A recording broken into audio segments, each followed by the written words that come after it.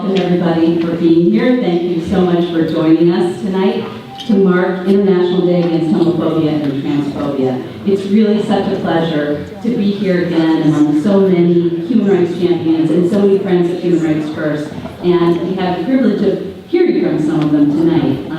I'm going to speak a little bit more about what Human Rights First is doing, but first we're going to hear from our first friend, if I can call him that, Congressman David Cicilline. He is no stranger to people in this room. He represents Rhode Island's 1st District and has been a leader in the fight for equality both here at home and globally. In 2015, following the Supreme Court's historic decision on marriage equality, he introduced the Equality Act, a comprehensive civil rights bill that would extend comprehensive anti-discrimination provisions to LGBT people in public accommodations, housing, employment, federal funding, education, credit, and jury service. Congressman Cicilline has also introduced the Global Respect Act, which would direct the State Department to report gross violations of basic human rights against LGBT people in its annual human rights reports, and to ban foreigners who have committed or incited these violations from entering the United States.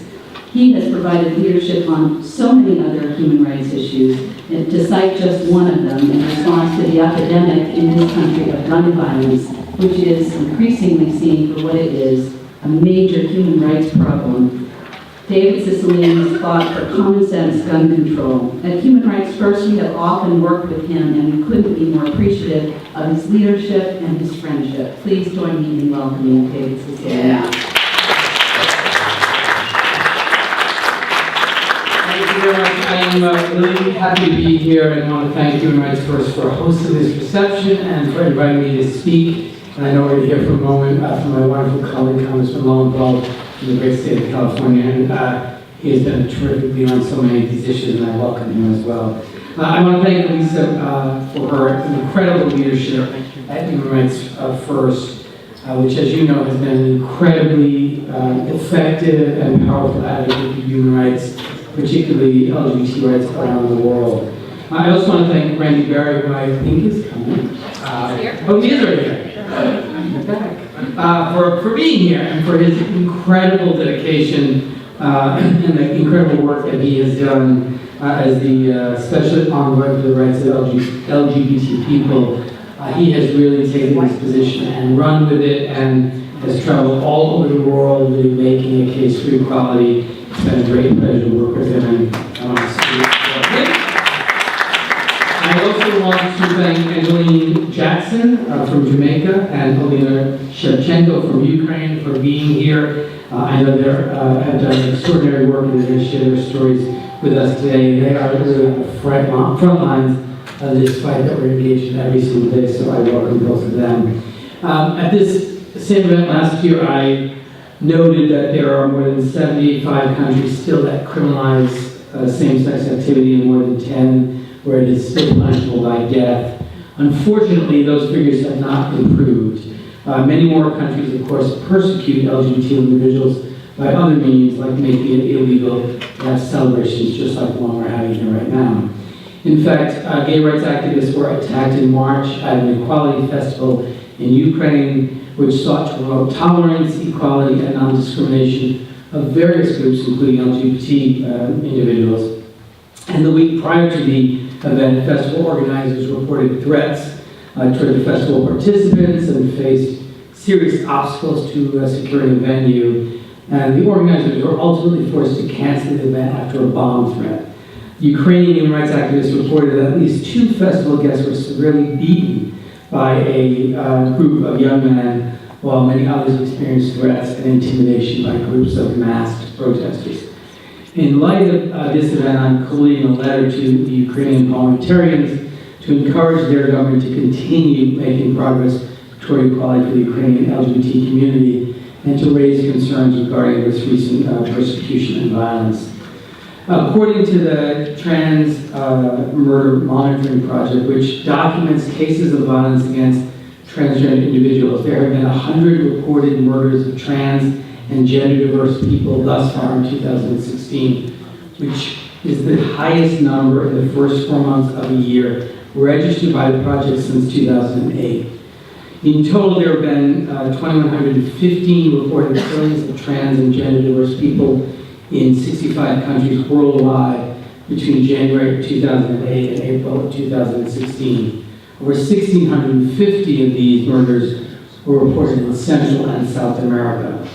And so this is a very serious problem and continues to be. But what may be most disturbing is that the highest number of murders have been in countries with strong trans movements and civil society organizations that carry out forms of professional monitoring, such as Brazil, Mexico, Colombia, Venezuela, and Honduras, and in Central and South America, the United States and North America, Turkey and Italy and Europe, and India, the Philippines, and Pakistan and Asia.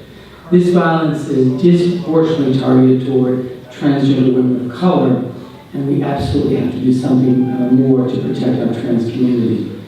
Just to give you some further statistics about this, in Brazil, transgender women face extremely high levels of violence, with as many as 59 trans murders recorded in the recent one-year period.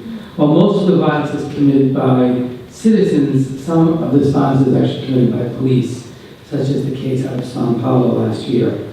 In Gambia, President Yahya Jammeh has threatened to personally, quote, slit throats of gay men found in his country, and has arrested and tortured a number of gay men, including one who was beaten so badly in detention that he needed to be hospitalized.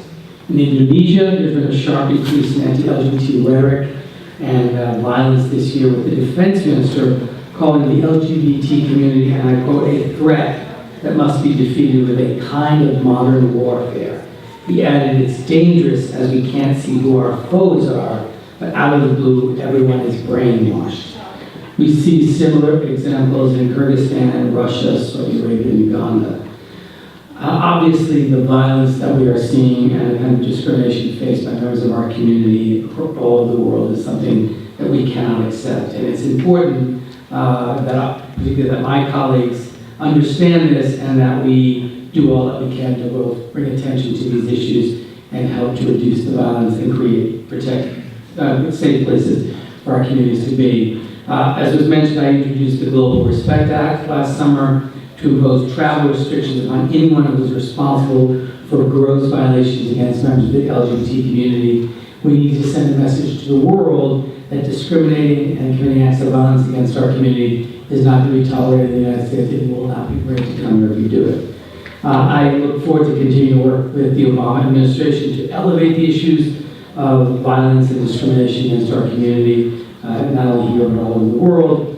And particularly want to acknowledge the administration's work in naming a senior LGBT coordinator at USAID, Todd Larson, who of course is doing a great job as well. And I'm very excited to continue working with both of these great professionals. And to just say that the reason I sort of spent some time talking about what's happening around the world, you know this, you know these facts, it's important on this particular day that we take a moment and recognize the severity of the challenges that so many in our community face all over the world. Not to depress us, but to energize us and inspire us to do the work that is necessary to make sure everyone in our community can live a full life safely and honestly, and that we live in a world that respects and values every single human being for who they are. Human Rights First does that work in an extraordinary way. I feel very privileged to have the honor of working with them. I thank you all for being here and for doing what you do as we all march together to full equality for our community here in the United States and all over the world.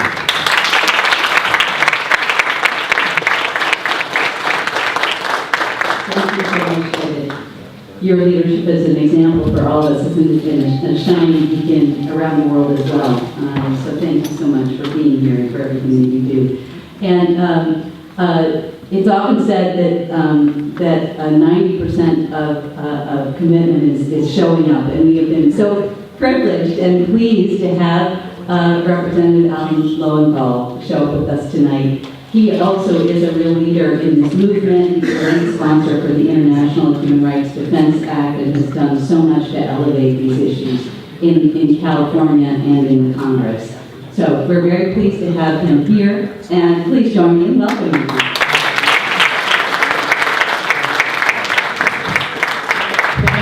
You know, it's a real honor to serve with David and to listen to David. It's, for someone from California making this big trek across to Washington, it's wonderful to have colleagues like David, and I'm honored also to be a vice chair of the Equality Caucus and to be on all the bills. And I just want to say that, again, because we're here to remember all those throughout the world who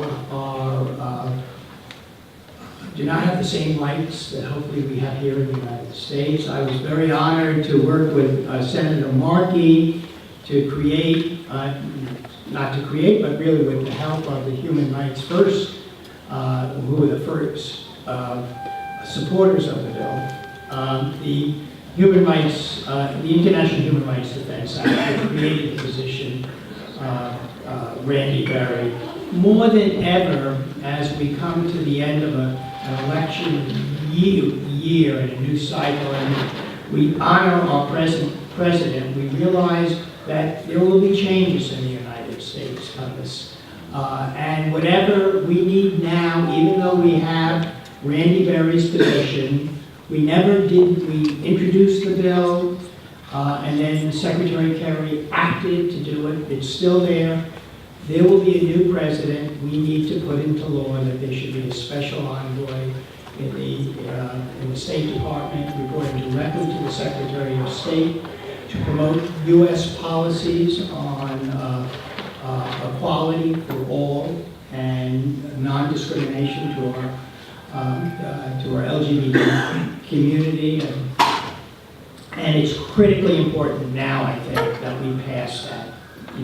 So that we go into the next cycle, hopefully with someone who's very responsive to all of our needs, but that we begin to protect people throughout the world. That is our goal. I serve on the Foreign Affairs Committee. I'm also very active as a member of the Tom Lantos Human Rights Commission. I'm just so proud to be here and to represent my district and to be part of Congress and to be part of the Equality Caucus and to share in all the wonderful changes that are taking place in the United States, and now it's time to spread that message throughout the world. Thank you.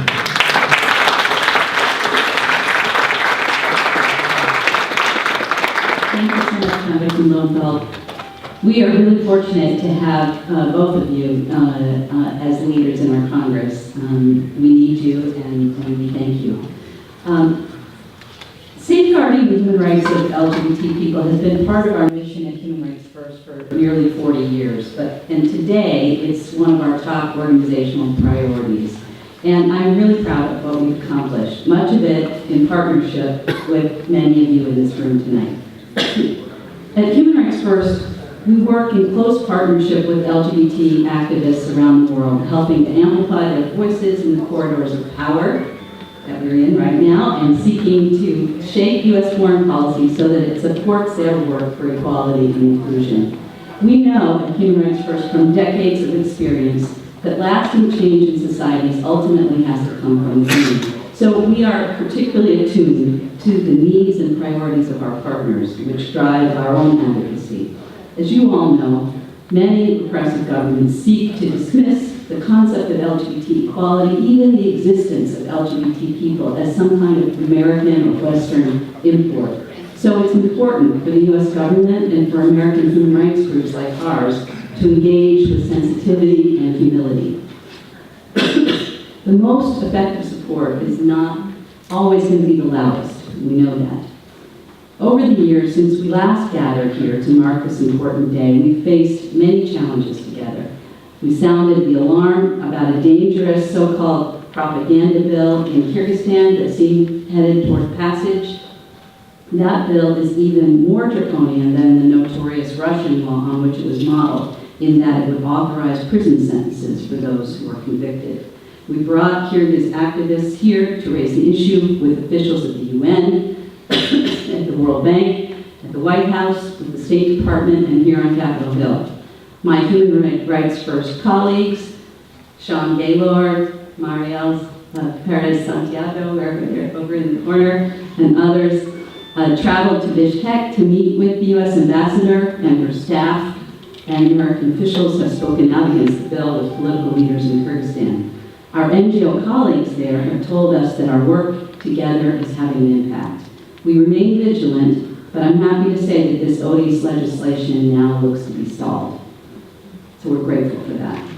Our team also went to Jamaica to document the situation for LGBT people and develop recommendations for U.S. action. Upon their return, we learned that a U.S. government delegation was headed to Jamaica. At least one member of that delegation is here tonight, Randy Berry, who you've already heard about. We also learned that President Obama would visit Jamaica. So we shared our recommendations with the delegation and with the President's team, and we made sure that one of our activist partners, Angeline Jackson, who's also here tonight, was invited to this President's speech. We were pleased, though not surprised, when President Obama and Randy and Todd Larson, who you heard about, all raised concerns about the rights of LGBT people in their discussions with Jamaican officials. And we were thrilled when the President singled out Angeline during his remarks. This sent a powerful message both to LGBT activists and the Jamaican government about the importance of Angeline's work and the value of equality and dignity for all Jamaicans.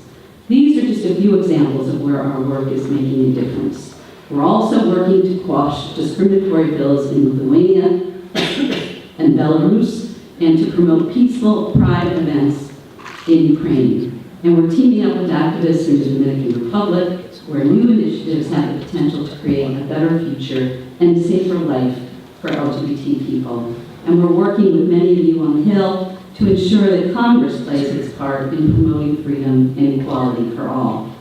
In just a few weeks, our team will be off to San Salvador, where they will meet with U.S. officials and local leaders. You're so nice, thank you. Sorry about the coughing. To better understand the daily struggles faced by LGBT people, particularly trans women. As always, what we will learn will inform our advocacy on further steps to recommend to the U.S. government. From Central Asia to the Caribbean, we've been so incredibly fortunate and honored to join forces with some amazing activists, many of them working in very difficult circumstances. Last year, we launched our video series, Voices for Equality, to highlight their concerns and their vital work. Take a look at this short video featuring some of these inspiring activists. One person, and I'd like to introduce that one person right now. Angeline Jackson is the Executive Director of Equality and Citizenship Jamaica, a research, education, and activist organization dedicated to improving the quality of life for lesbians, bisexual women, and trans people. Quality of Citizenship Jamaica seeks to raise awareness, increase youth activism, and secure health care, including mental health care, for LGBT Jamaicans. Angeline herself is a victim of a homophobic hate crime, and it was that near-death experience that inspired her to become an activist. We've been so proud and honored to partner with Angeline, and we're happy to welcome her back to DC. Please join me in welcoming her.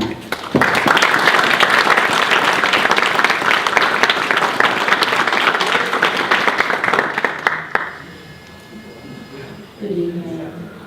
Thank you all for coming this evening and joining me in honoring this very important day. Thank you to Human Rights First for asking me to join you once again, and I'm always happy to be present. It was great, really great to see Jamaica so prominently featured in this video, because it is important for us to know that the world is paying attention to the issues we are facing, and I hope we can continue to partner with all of you as we all move towards a better future for LGBT people. The statistics in Jamaica are not that great. Recent research has shown that 71% of males who identify as gay have experienced some form of harassment or discrimination in the past 12 months, as well as 59% of lesbians, 35% of bisexuals, and 29% of persons who identify as transgender. Many people in Jamaica, many LGBT people in Jamaica, live under the constant and ongoing threat of violence, and research shows that living with these threats can be psychologically damaging and scarring. Unfortunately, LGBT Jamaicans remain unlikely to report violence and harassment they experience to the police, as oftentimes they believe the police will do nothing. As many of you may know, we recently had a change in administration following our February general elections. The new government has indicated its willingness to discuss LGBT issues and the anti-sodomy law, but is suggesting that we have a national referendum on the law. Many of us are opposed to this law because we do not believe that human rights should be decided by a majority, nor through a vote specifically, and also because we know that the numbers are not on our side. At the same time, we have a challenge to the anti-sodomy law. That challenge earlier had been abandoned by the plaintiff because he was faced with ongoing threats of violence. It has, however, been taken up again, and we are watching the progress of the case. We don't expect it to go very fast. In fact, we are still going through the process of deciding who can be interested parties within that case. Our work continues. I am pleased to say that there are a number of organizations working through different methods and focused on many different issues. We're pleased to have the support of the U.S. government and U.S.-based organizations, and we hope that we can all continue to look for ways to help us build capacity, particularly for young people and women.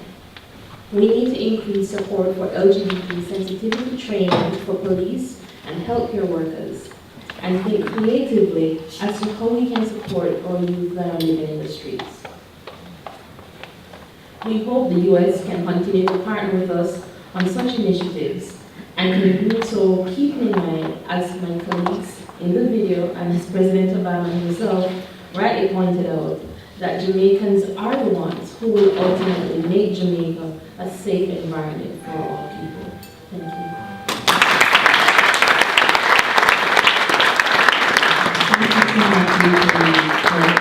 Those inspiring words and your inspiring work. Now, we're going to take a little break so you all can mingle and eat, but don't go away because we have lots of other terrific speakers later in the evening. So please enjoy.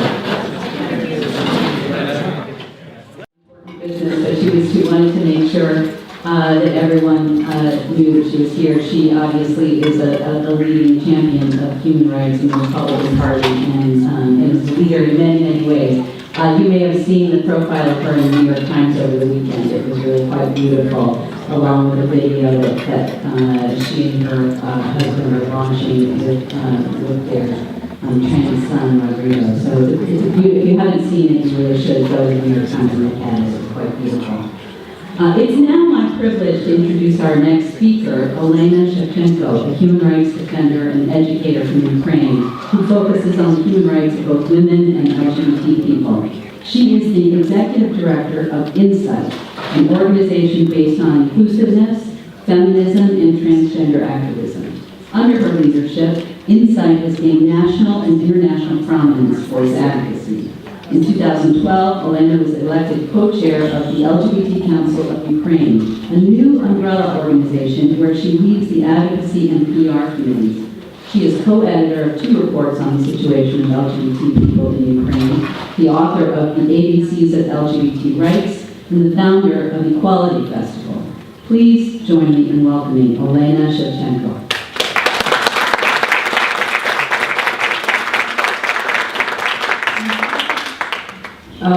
Hi everybody, such a great introduction. I even don't know if I can add something to introduce myself, so I just will skip this step. Yeah, thank you. Well, I'm not really, got used to this tribune since I left the university. I was a teacher at the university, but I will try to somehow, to do my best. So, honestly, that's honor for me to be presented here on such a great day, Idaho, and to see all of you who came here to hear about the situations in our countries and to celebrate this great day. And I hope that this day also will be a celebration in my country someday. Unfortunately, that's not the case still. And I really, joined this video because I saw so many familiar faces from all the world, from different countries who is really brave activist on the ground, and I guess this is really important to be vocal and to be visible, because together we can make a difference. And my name is Olena Shevchenko. I came from Ukraine, as I was introduced, and I represent here just one organization, but I hope that I can update you about the recent developments in the whole Ukraine. As it being said, I'm an organizer of the Equality Festival, the recent event we found in Ukraine in 2014. So Equality Festival, the main idea is to bring different minority groups together on the one cultural platform to make our voice more visible and vocal on the ground. So basically that's not only about the LGBT, that's also about migrants, that's also about ethnical minorities, national minorities, religious minorities, people with disabilities, and so on. So we held our festival December last year in Ukraine, and we faced a brutal attack from ultra-Nazis. And afterwards we decided that that's not an end for us, so we will hold these festivals in different regions of Ukraine. And as it's been said already, we came to Lviv. It's the western regions, really close to Europe, as somebody of you might know. And we tried to hold the festival there, but it was forbidden by the city administration, city authorities, through the court decision. And the next day, then we started the conference at the hotel. We were surrounded by at least 300 of ultra-Nazis who blocked us at the hotel. And they also called to the police and said there is a bomb here. So basically we were evacuated, and they threw the stones and the fires at us. And of course the event was cancelled because we were evacuated, and we left Lviv. But a few days ago, before I came here, we had a decision to organize the Kiev Festival, Equality Festival in Kiev, to support all those people who suffered in Lviv from homophobia and transphobia and other forms of xenophobia. And we did it, basically. We held a festival one day, just one day event, one day festival in Kiev, and we were surrounded by the police, 250 policemen, and we also faced an attack of ultra-Nazis. This is a really bad threat. This is a really bad trend in our society. This raising of xenophobia and homophobia and transphobia. Unfortunately, after Euromaidan revolution, as maybe some of you might know, we have this trend of raising of ultra-nationalist groups in Ukraine. That's about political parties, that's about some military battalions like Azov and Aidar, who is openly neo-Nazis, and they don't hide this ideology from the public and from the society. And unfortunately, some part of Ukraine, some part of society support them, because they think it's a real patriotism to oppose Russian aggression. In such hard circumstances, we had this conflict on eastern Ukraine, the war against Russia, and occupation of Crimea. So many people in Ukrainian society think that those patriots, those nationalists fight Russia and they are heroes. So what I want to say that this is really important moment in Ukrainian history, and we need to recognize that we now need to work on this really dangerous threats to our democracy, because all of us stayed on the Euromaidan for human rights. We thought it will be some good things happening in Ukraine towards human rights, and the human rights that's for all people, regardless of sexual orientation, gender identity, or any other feature. But that's not what is happening in Ukraine. The only good thing which happened during last year is the anti-discrimination amendment to the labor code, but it's only on the paper. We don't think that it will work in the nearest time, and we don't know if it will be still there after Ukraine will receive the visa-free regime with EU. Well, we think that the recent changes show us the really dangerous picture, and I'm not really optimistic about the recent events. But I think that if international community, if United States will push forward an agenda of human rights, and will talk about human rights in the framework of rights of everybody mentioning LGBT openly, and to insist on the improvements for LGBT people, it will make some changes. We just joked about that you need to exercise your human rights every day, because it should be a habit.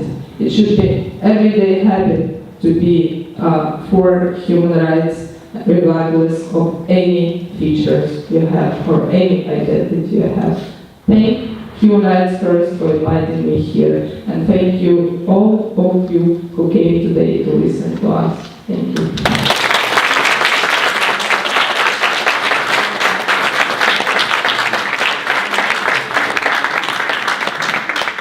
Thank you so much, Olena. That was really important remarks and update on what's happening in Ukraine and the dangers that you're facing and for your work.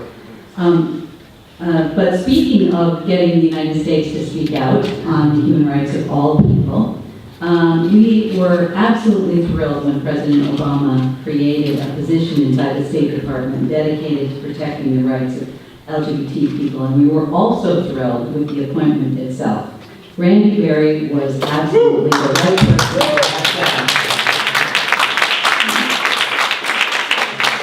Randy has traveled to 42 countries in the last year, delivering on President Obama's pledge to make LGBT equality a higher priority in U.S. foreign policy.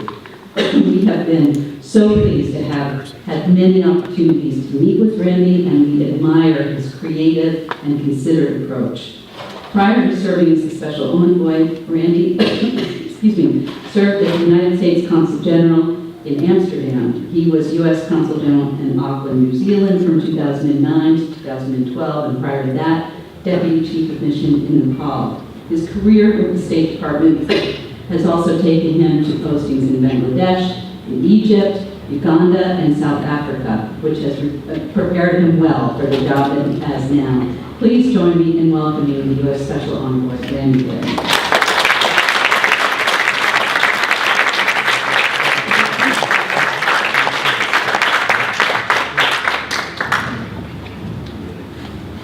Good afternoon. It's a real honor to be here with you, and I'm proud to say again, this is that very shortly after my appointment last year. This was one of the first public events that I was able to participate in. And I'm both happy to know some of the progress you've made, but also sad, as you've heard, as we have covered a lot of territory about the challenges that still remain to be done. The task is absolutely daunting. You know, and everything right from the remarks that Congressman Cicilline started out with, really giving a very good recitation of the challenges that are out there, and they are massive, and we've continued to hear about them. And I think one of the more challenging things is to understand how this change is occurring, sometimes too slowly, but I fundamentally believe it's going to change. After traveling so extensively this last year, I have to say that despite these challenges that we're talking about, and they are grave, I still am more optimistic, more hopeful today than I was a year ago. And that is because we've got some significant problems, folks, to encounter. You heard about some of them here. We haven't talked about others. But these problems can show us that we must never be complacent in our engagement. We must always be focused on pragmatic, achievable outcomes. And we need to engage the power of networks in order to see this change through. The reason that I am so optimistic, you've seen two examples of that now, and that is the strength, the creativity, the dedication the bravery of leaders. And we've seen 2 examples here, but I can tell you there are dozens of them, hundreds of them, thousands of them. And they are doing their work quietly, constructively, and making the only change that really is sustainable, and that is within the context of their own societies, their own countries, and engaging in those very, very difficult conversations. That gives me hope, and it also gives me purpose, because I know that for the United States government, for our engagement, that if at the end of the day our engagement is not yielding tangible benefits for those working in the space of civil society in any country, then we're doing something wrong. That's why a consultation with those actors and with their partners and allies in American civil society, who have become a tremendous resource for my own work, is extraordinarily important. And I have always said that one of the ways in which I believe we see real change occur is by watching and maintaining and monitoring the method of our engagement. Because our tone must always be respectful, it must be consultative, and it must be focused on pragmatic outcomes.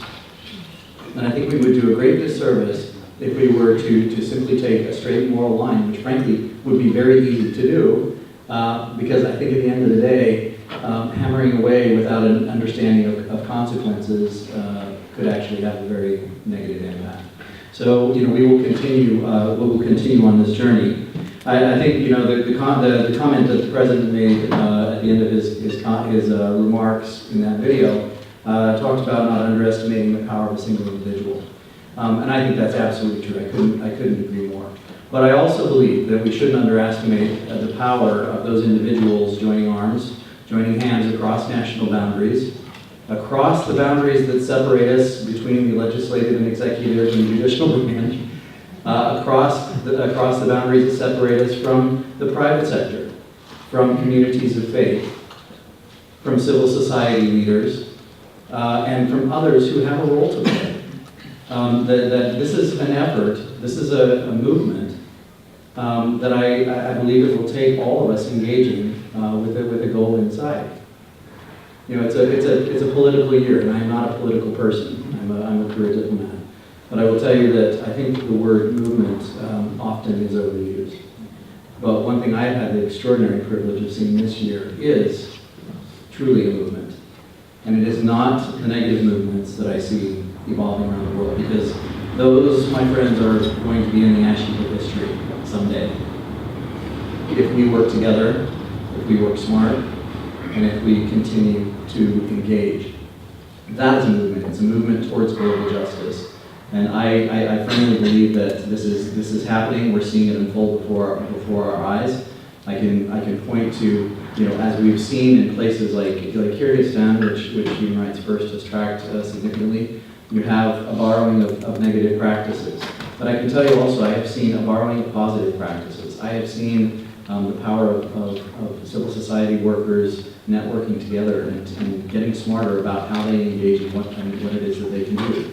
I have seen national legislators, as was the case in Malta very, very recently, of looking at a best practice of a very progressive gender identity law in Argentina and modifying it for their own use. So there's a contagion of that kind of innovation as well. So I think that one of the objectives that I'm certainly going to be focused on for the remainder of my tenure is how we empower those global coalitions, how we empower the partnership between the connect governments, civil society, business, and communities of faith.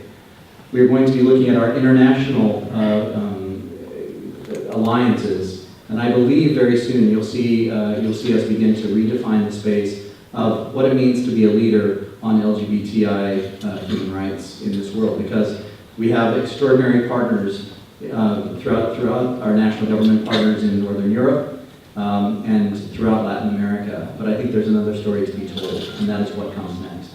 And that is truly making this conversation more global. And I think in the near term we are going to see countries in Asia and the Pacific. I think that you will see more progressive voices emerge in Africa and begin to talk about this truly as the global issue it is. This is not happening, much as I would love to write this up in my evaluation, because I want it to happen, or because I'm necessarily doing anything to make it happen. It is happening. And our job is to coordinate, to support, to lend a hand. And I certainly expect that we will be successful in doing so. I'd like to conclude just by thanking Human Rights First for pulling this together. I'm always honored and humbled by the work that you're doing in the field. Human Rights First is a significant partner in our own efforts. So I'd just like to say thank you for that. And let's get back to work. After a drink.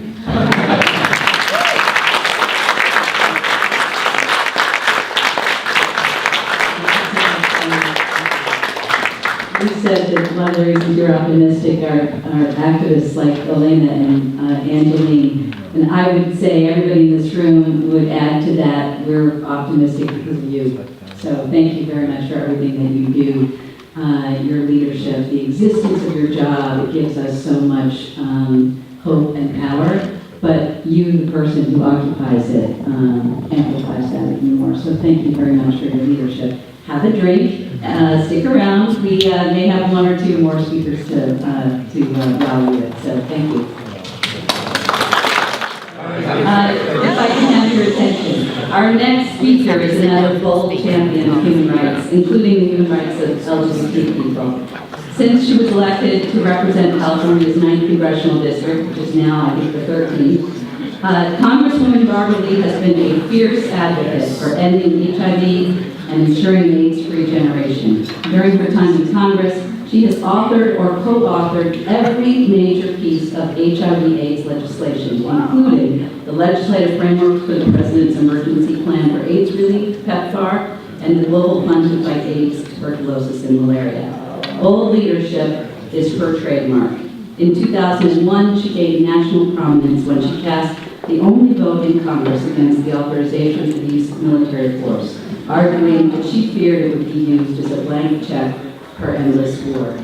We know now how prescient she was.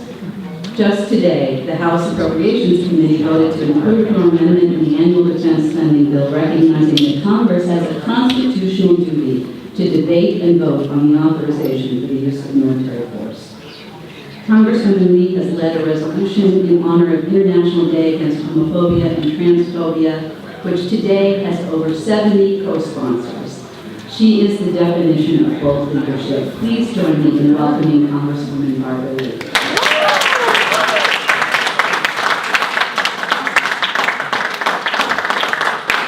Thank you very much, Elisa, for that very warm introduction. But let me just tell you, I'm doing what I was saying.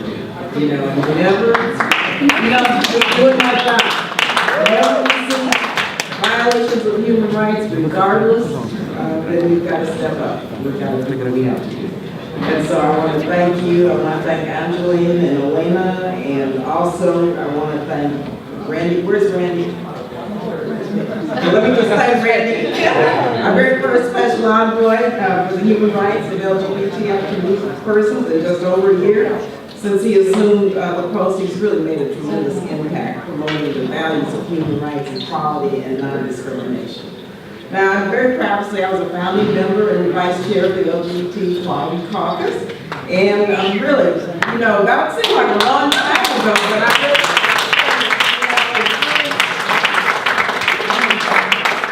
I'm very proud of that and the work that the LGBT Equality Caucus is doing. I'm glad it's come a long way since it was founded. But I'm really very pleased that you're here and we're reflecting on the issues of homophobia, transphobia, and LGBT discrimination. Each year on May 17th, lesbian, gay, bisexual, and transgender individuals and their allies use this day to draw attention to policymakers, or the attention to policymakers, the public and the media, the violence and discrimination experienced by LGBT people. Unfortunately, though, these issues are still present in communities across our nation and around the world, from the bathrooms in North Carolina to a pizza shop in Indiana. LGBT people face discrimination here at home, all in the name, unfortunately, of religious freedom. It's outrageous. So let me be clear, these laws have nothing to do, and you know that, with freedom and everything to do with people trying to turn the clock back to the days when of state-sanctioned hate. I've seen this before in my lifetime, so I know what this is. Abroad, when you look at from Uganda to Jamaica, the threat of anti-LGBT harassment and violence draws many of our brothers and sisters underground. In countries where homosexuality is criminalized, LGBT individuals live in a climate of fear. Many opt not to seek HIV testing, care, and treatment for fear of being outed, and these dynamics are driving new spikes in HIV infections. Many of you know I was on the commission on HIV and the law, and we went around the world looking at laws that discriminate against people with the virus. And I tell you, I insisted they have a hearing here in America to look at what is taking place in our own country. And guess what? The United States is one of the worst actors in the world. We have 30-some states with these very horrible HIV/AIDS discrimination laws on the books. And so we're working now with the Department of Justice and in the state and with the states to get these off the books. So, you know, yes. So we're going to talk to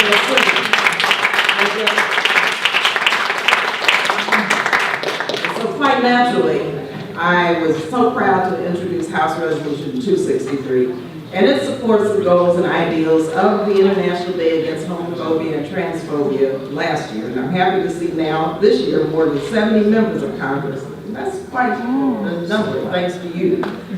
But 70 members, you've been doing a good job. 70 members have co-sponsored this piece of legislation. And I know that it's going to grow in terms of support, bipartisan support, because we're bringing consensus on this issue, and it's growing. Because regardless of sexual orientation, gender identity, or gender expression, everyone deserves to express and celebrate who they are and who they love without fear. Basic values of our country and the people of the United States. So we can't let all of the hate drive us into a place where we're afraid. We have to be bold, we have to have our allies stand with the LGBT community. And so I just want to thank you for your activism, your passion, and really for standing up to hate. Together we're going to bring light to the discrimination faced by the LGBT community, and we're going to fight to end homophobia and transphobia, both here and abroad. And that's our goal, that's our mission, that's the right thing to do. And I stand with you, we'll continue to fight the good fight. So thank you.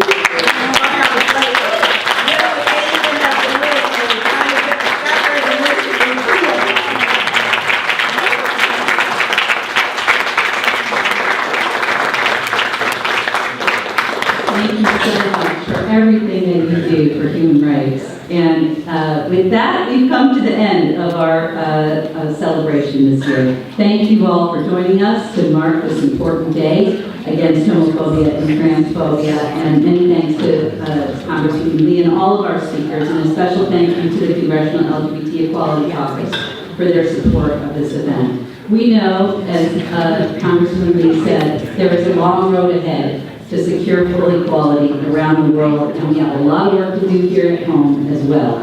But we are so inspired and motivated by Angeline, by Olena, by all of the activists around the world who are working to combat hate and violence and ultimately to better their own societies and our world. So thank you all for being here, and thank you for everything that you do.